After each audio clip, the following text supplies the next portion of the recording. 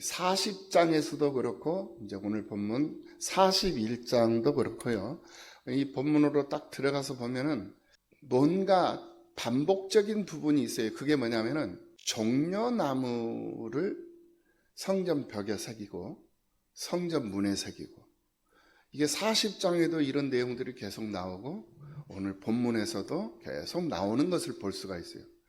그러니까 지금 현재 그발 강가에서 노역에 시달리면서 지금 아무런 주권 행사도 하지 못하는 그런 상황 속에서 세월의 흐름이 많이 흘렀잖아요. 25년이라는 세월이 흘렀거든요.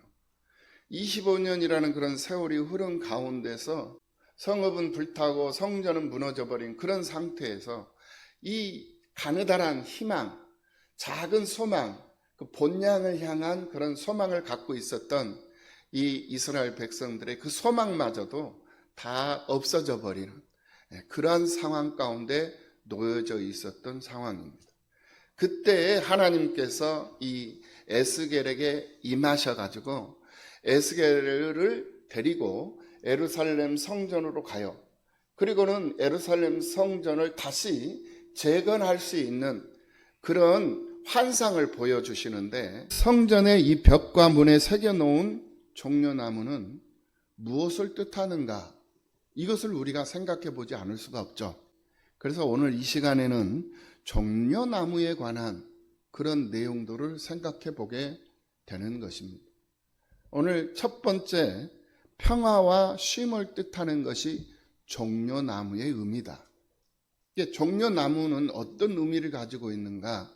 평화, 그리고 쉼, 이런 의미를 가지고 있는 나무가 바로 종려나무다라는 거예요. 그러니까 성전 벽에 문짝에 이렇게 여러 곳곳에다가 다 종려나무를 새겨 놓는 이유는 이 성전에 들어오는 모든 성도들이 쉼을 얻고 평화를 얻을 수 있는 그러한 곳이라는 것을 알게 해주시는 것이죠.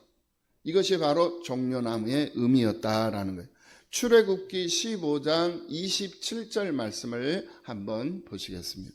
그들이 엘림에 이르니 거기에 물샘 12과 종려나무 70그루가 있는지라. 거기서 그들이 그 물 곁에 장막을 치니라. 종려나무가 있다라는 것은 그곳에 그만큼 충분한 물이 있다라는 그런 뜻으로 우리가 해석을 해볼 수가 있습니다. 종려나무가 열매를 맺을 때는 많은 수분을 필요로 하기 때문에 땅 밑에 수로가 있는 그런 광야나 오아시스가 있는 곳에 종려나무들이 많이 있는 것을 볼 수가 있습니다. 그래서 사람들이 광야를 걷다가 높은 가지의 종려나무를 보게 되면 그곳에서 잠시 쉴 수 있게 됐다라는 그러한 위안을 삼게 되고 반가운 마음이 든다고 합니다. 그래서 종려나무가 그만큼 광야의 길을 지나가는 나그네들에게는 그만큼 평안을 주고 위로를 주고 쉼을 주는 그런 효과를 발휘했다라는 것입니다. 이런 중요한 역할을 하는 종려나무가 성전 곳곳에 새겨져 있다는 것은 하나님의 사랑과 은혜 안에서 모든 사람들이 쉼을 얻게 된다라는 그런 뜻으로 우리가 해석을 해 볼 수가 있다라는. 그렇다면은 이 성전의 벽과 문에 새겨놓은 종려나무는 또 무엇을 의미하는가?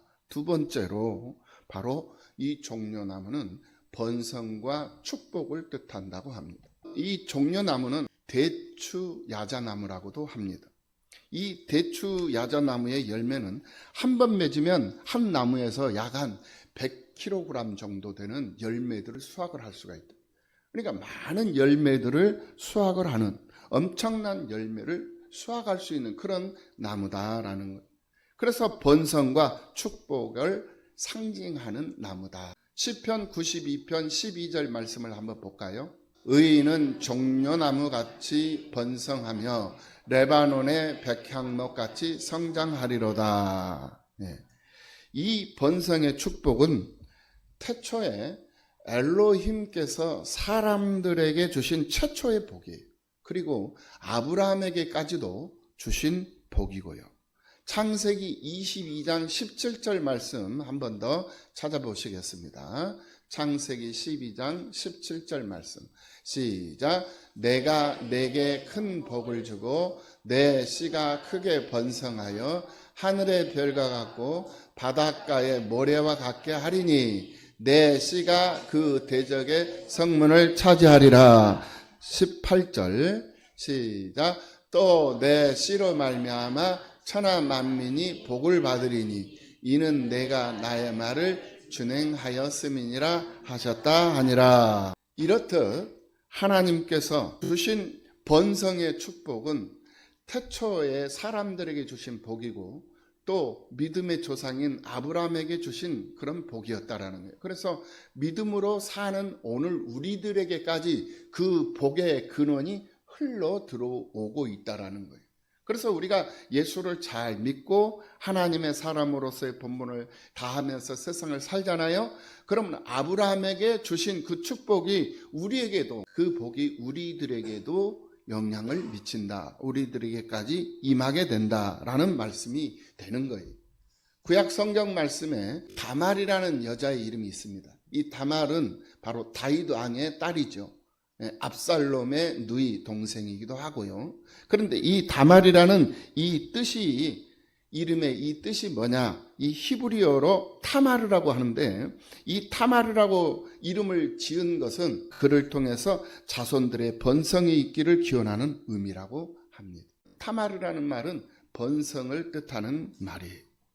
하나님의 성전에서 하나님께 경배하는 사람들에게 하나님이 주신 복이 어떤 복인지를 종려나무를 새겨서 알게 하시는 대목이다라고 우리가 생각을 해볼 수 있다라는 거예요. 세 번째로 이 종려나무는 무엇을 의미하는가? 바로 왕과 승리를 의미한다고 합니다. 이사야서 9장 14절 말씀 한번 보시겠습니다. 그러므로 여호와께서 하루 사이에 이스라엘 중에서 머리와 꼬리와 종려 가지와 갈대를 끊으시리니 15절. 그 머리는 곧 장로와 존귀한 자요 꼬리는 곧 거짓말을 가르치는 선지자라. 16절. 백성을 인도하는 자가 그들을 미혹하니 인도를 받는 자들이 멸망을 당하는도다 하시며 이스라엘 왕을 종려나무로 칭하고 있는 것을 볼 수가 있습니다. 이사야서 19장 14절 이하 15절에서도 시작. 여호와께서 그 가운데 어지러운 마음을 섞으셨으므로 그들이 애굽을 매사에 잘못 가게 함이 취한 자가 토하면서 비틀거림 같게 하였으니 애굽에서 머리나 꼬리며 종려나무 가지나 갈대나 아무 할 일이 없으리라 였습니다. 이와 같이 종려나무는 자연스럽게 왕이 수행해야 할 가장 큰 업적인 전쟁에서의 승리를 의미하는 나무가 되는 거예요. 그러니까 이 종려나무는 왕과 승리를 의미하는 나무이기도 하다. 그러니까 이 성전 안에 이 종려나무를 그려 새겨놨다라는 것은 바로 이 성전 안에 들어오면, 이 성전 안에 들어오는 모든 사람들에게는 승리, 왕의 권세, 다스리는 권세를 얻고 반드시 삶 속에서 승리하게 된다라는 그러한 뜻을 심어주기 위해서 하나님께서 종려나무를 모든 곳에 새겨놓게 해 놓으셨다라는 거예요. 예수님께서 예루살렘 성에 어린 나귀를 타고 입성하실 때도 많은 사람들이 이 종려나무 가지를 꺾어서 호산나 호산나 다윗의 왕으로 오시는 이여 찬송하리로다 찬송하리로다 우리를 구원하소서 우리를 구원하소서 이렇게 사람들이 외쳤던 것을 볼 수가 있어요. 그래서 예수님이 입성하실 때 온 예루살렘 성이 소동하여 이르게 된 거죠. 이것은 누가 하라고 해서 된 것이 아니었어요. 예수님이 어린 나귀를 타고 들어오는 것은 선지자들의 예언이었거든요. 그러니까 이 이스라엘 백성들은 이 선지자들의 이 말씀에 귀 기울이면서 그 말씀을 기억하면서 살고 있었던 상황인데 어느 날 갑자기 보니까 어린 나귀를 타고 누군가가 입성을 하고 있다라는 거예요. 네, 그 모습을 보고 왕이 오셨다라고 이 백성들이 생각을 하게 된 거예요. 그래서 누가 한번 선동하는 사람도 없이 자기들의 겉옷을 벗어서 땅에 갈고 종려나무 가지를 꺾어서 모든 성읍에 있는 사람들이 이 예루살렘 성으로 입성하신 예수를 바라보면서 호산나를 외쳤던 것을 볼 수가 있습니다. 이렇듯 이 종려나무는 왕과 승리를 뜻하는 것이다. 네 번째로는 하나님의 말씀을 뜻하는 거예요. 하나님의 말씀. 성경은 하나님의 말씀을 꿀에 비유하기도 하죠. 시편 19편 9절 말씀 시작. 정결하여 영원까지 이루고 여호와의 법도 진실하여 다 의로우니 10절. 금 곧 많은 순금보다 더 사모할 것이며 꿀과 송이 꿀보다 더 달도다 11절. 또 주의 종이 이것으로 경고를 받고 이것을 지킴으로 상이 크니이다. 네, 하나님의 말씀을 꿀과 송이꿀로 표현을 하고 있는, 그 꿀보다도 송이꿀보다도 더 달다라고 표현을 하고 있는 이것이 바로 하나님의 말씀이다라는 거예요. 그러니까 이 종려나무는 하나님의 말씀을 의미한다라는 거예요. 곧 하나님의 말씀은 무엇을 의미하냐? 바로 보이지 아니하시는 하나님이 육신을 입고 보이는 하나님으로 오신 예수 그리스도를 의미하는 것이다 이거예요. 그러니까 말씀이 육신이 되어서 이 땅에 오셨잖아요. 그러니까 곧 종려나무는 하나님의 말씀을 뜻하는 것이고 말씀을 뜻하는 그 종려나무는 곧 무엇을 의미한다? 예수님을 의미하는 것이다 라는 거예요. 이렇게 해석이 된다라는 말이에요. 이처럼 이스라엘 사람들은 종려나무를 꿀이 흐르는 나무로 여겼던 것을 볼 수가 있어요. 이 단 것을 얻기 쉽지 않은, 단 것을 얻기가 참 귀한 시대에 종려나무가 주는 열매, 그 열매의 단맛은 사람들로 하여금 꿀맛처럼 그렇게 느끼며 여기며 살게 해 주었던 것을 볼 수가 있어요. 가나안 땅을 젖과 꿀이 흐르는 땅이라고 표현을 한 이유도 바로 거기에요. 여기서 이 젖이라는 것은 양의 젖을 말하는 것이고 꿀이라는 것은 바로 종려나무 열매가 뜨거운 태양열에 녹아서 마치 꿀처럼 이렇게 흘러내리는 그런 모습을 꿀로 표현을 했던 것을 볼 수가 있어요. 그래서 사람들이 성전에 새겨진 종려나무를 보면 그들은 이 혀끝의 단맛을 되살릴 것이다.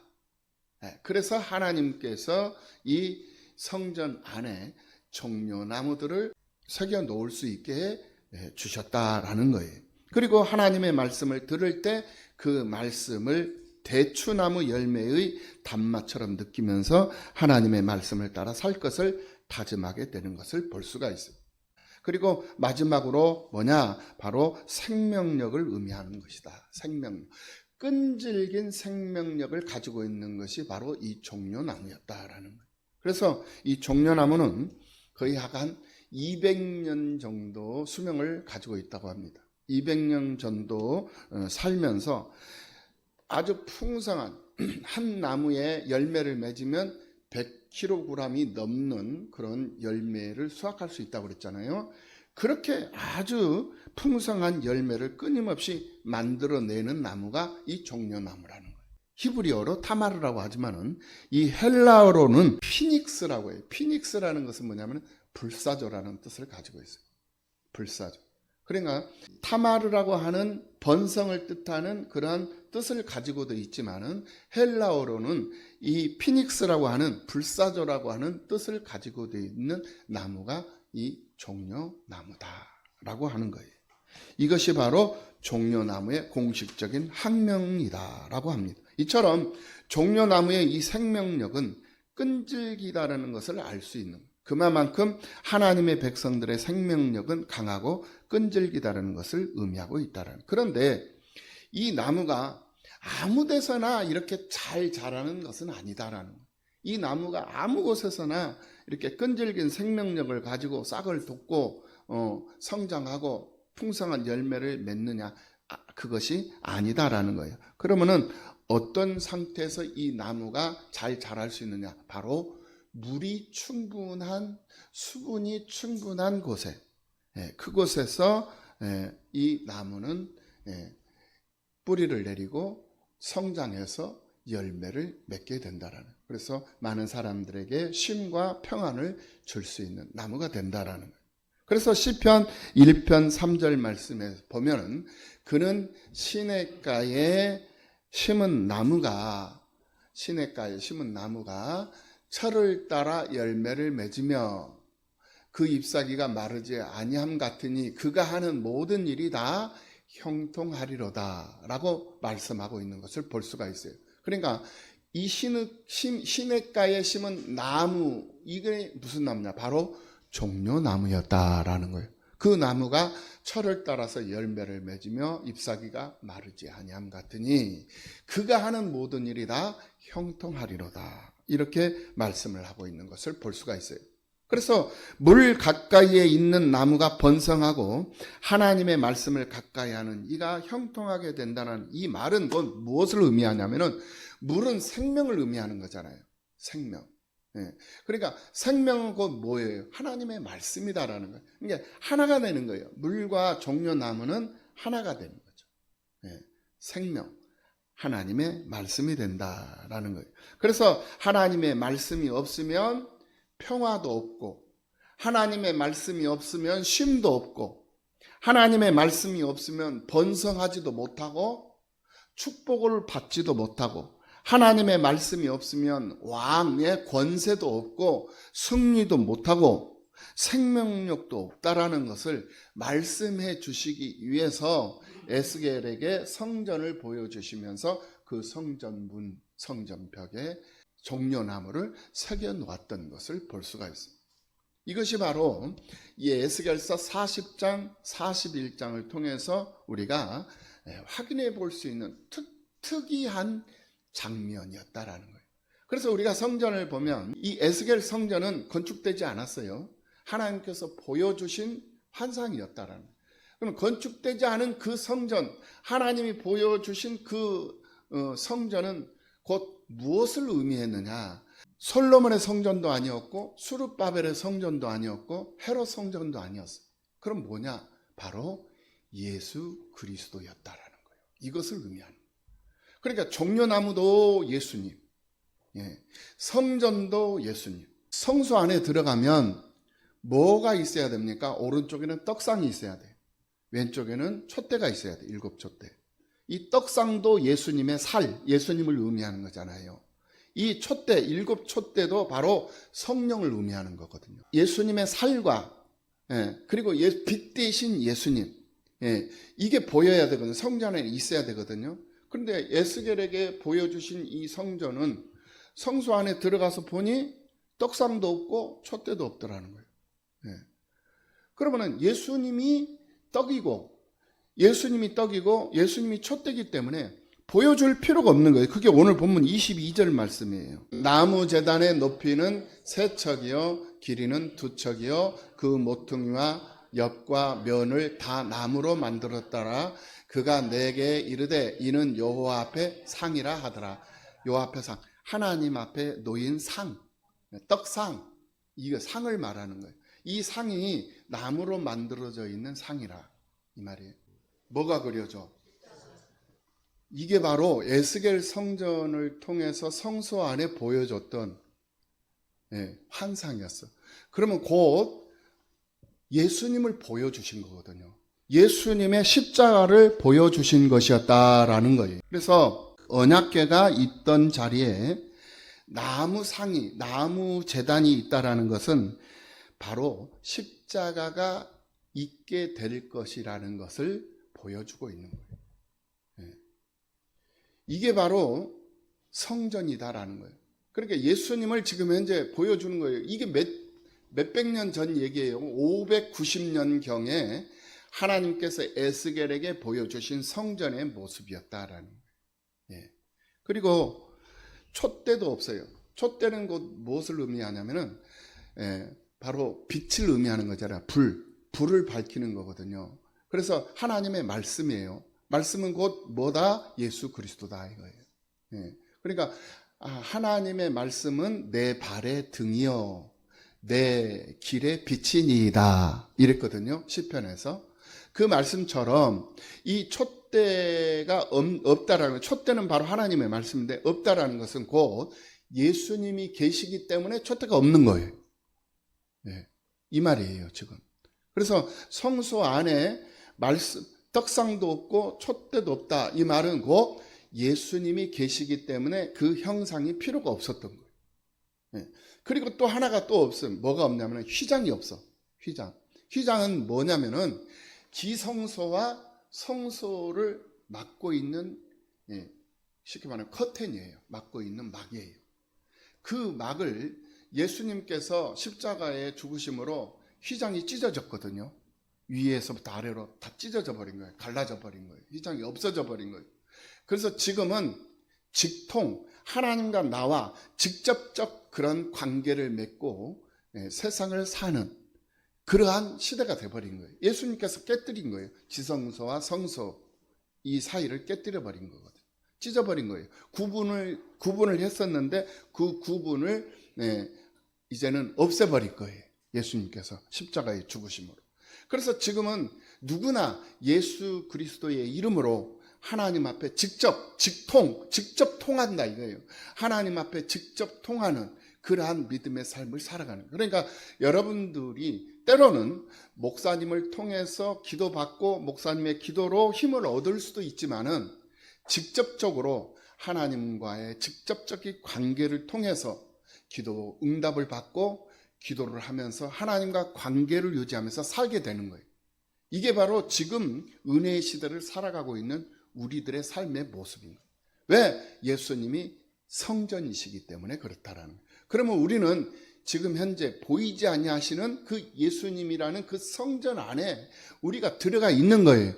그래서 지난 시간에 우리가 공부를 했듯이 우리는 우리의 것이 아니라 하나님의 것이다. 하나님의 것이다라는 것은 곧 무엇을 의미하는 것이다? 바로 성전이다라는 거예요.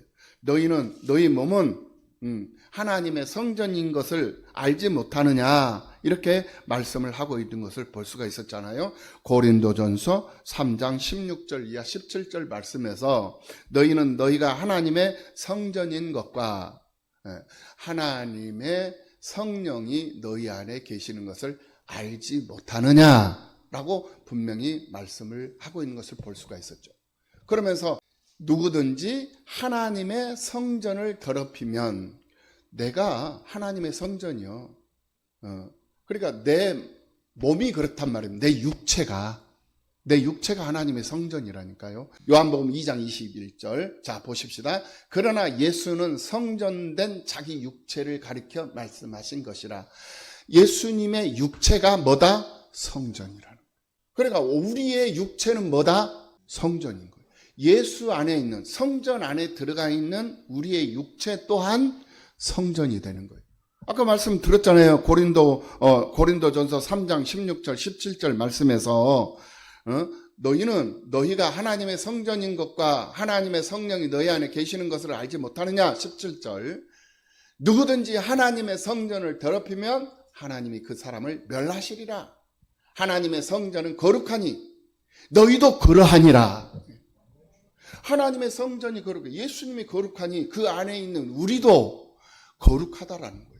그러니까 우리도 성전이다 이거예요. 이 말이에요. 그러면은 이 성전을 더럽히면 되겠냐? 이 육체를 더럽히면 되겠느냐 이거예요. 이 더럽히는 게 뭐예요? 육체. 우리가 생각하는 것, 부정적인 생각, 이것도 더럽히는 거예요. 생각으로, 마음으로 더럽히는 거잖아요. 또 음식으로도 더럽히는 거예요. 먹지 말아야 할 음식으로 이 성전을 더럽히고 있다라는 거예요. 그게 뭐예요? 먹지 말아야 할 음식, 독주잖아요. 흡연, 이런 것들이에요. 그러니까 이 독주, 흡연, 아무짝에 쓸모없는 이것들로 해서 몸을 더럽히고 있다? 이거 성전 더럽히는 거예요. 이거 잘 알아야 되는 거예요. 그래서 금주를 하라고 하는 이유가 바로 그거고, 흡연을, 금연을 하라고 하는 이유가 그거고, 어찌 그것뿐이겠습니까? 음식을 먹어도 더러운 음식, 그리고 불쾌한 음식, 혐오스러운 음식, 이것을 먹고 몸을 더럽히고 몸을 불편하게 하면 안 된다라는 거예요. 그래서 정말 하나님께서 기뻐하시는 음식, 하나님께서 원하시는 그런 방법으로 우리의 생활이 맞춰져야 되는 거예요.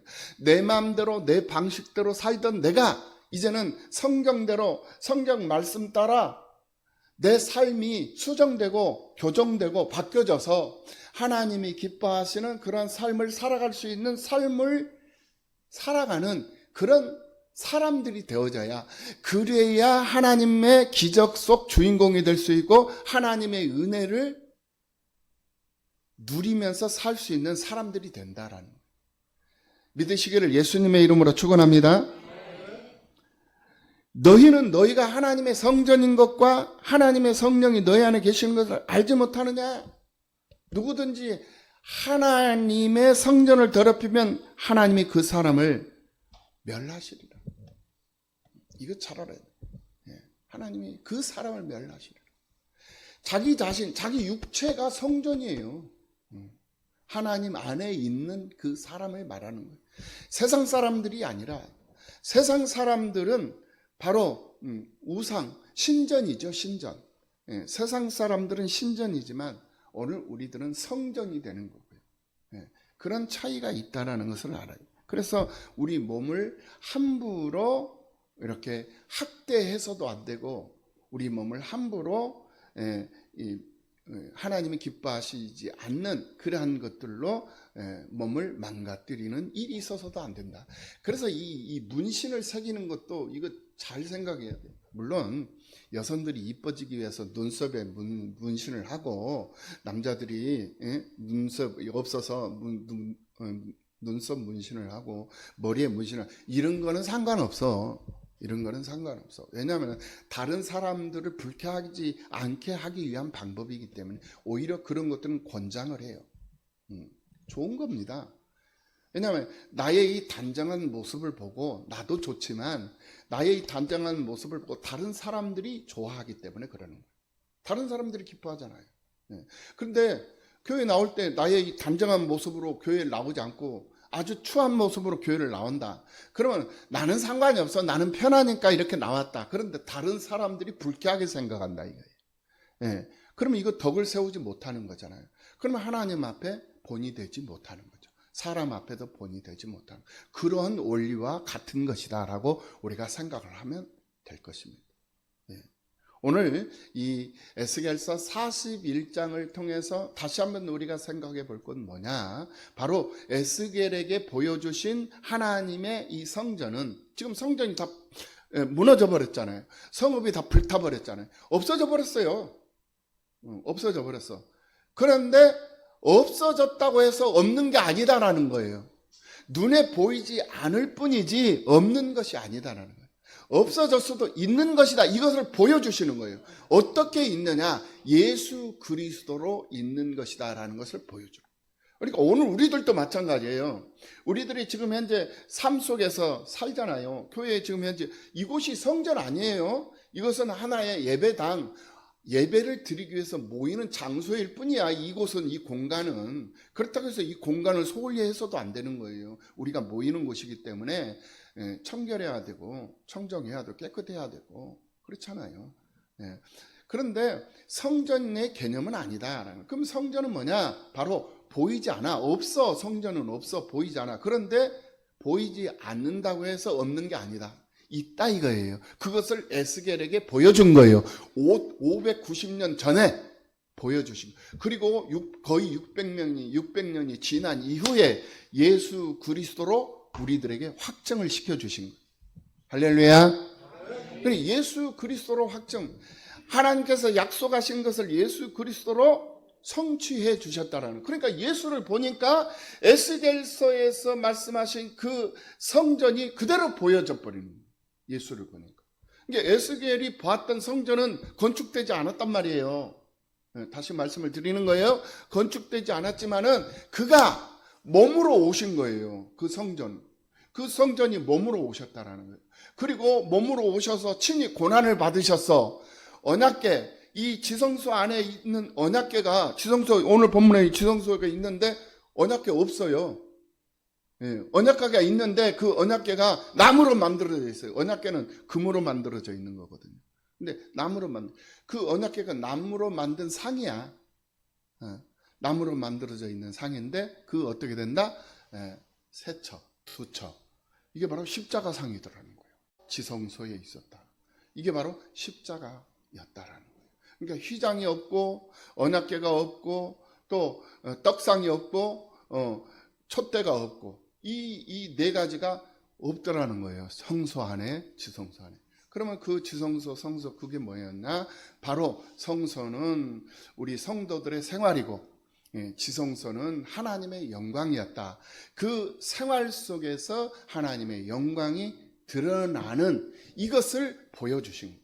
그러니까 오늘 우리들에게 이 41장을 통해서 우리가 깨달을 것은 뭐냐? 정리를 할 것은 뭐냐? 우리의 삶 속에서, 우리의 신앙생활, 믿음 생활 속에서 하나님의 영광이 드러나고 하나님의 영광이 나타나고 하나님의 영광이 보여지는 그런 삶을 살아갈 수 있어야 한다라는 것을 말씀해 주고 있는 것이다. 이것을 상징적으로 말씀을 해주는 거예요. 그래서 어려워요. 쉬운 게 아니에요. 결국 성전은 뭐다? 성전은 뭐다? 예수 그리스도다. 할렐루야. 우리는 그 예수 안에서 세상을 살아가고 있는 우리 또한 뭐다? 성전이다. 그래서 하나님과 나와의 직접적인 관계를 맺고 예수님께서 휘장을 찢으심으로 성소와 지성소를 구분하시 아니하시고 직접적으로 통할 수 있는 그러한 길을 열어주셨기 때문에 내가 집에 있든 직장에 있든 일터에 있든 어디에 있든지 무엇을 하든지 어디를 가든지 예수의 이름으로 하나님과 소통하는 그런 삶을 살아갈 수 있는 그러한 축복을 얻게 되었다라는 거예요. 그것을 알려주시는 거예요. 그래서 우리는 형통할 수밖에 없는 거예요. 형통하는 자는 어떤 자다?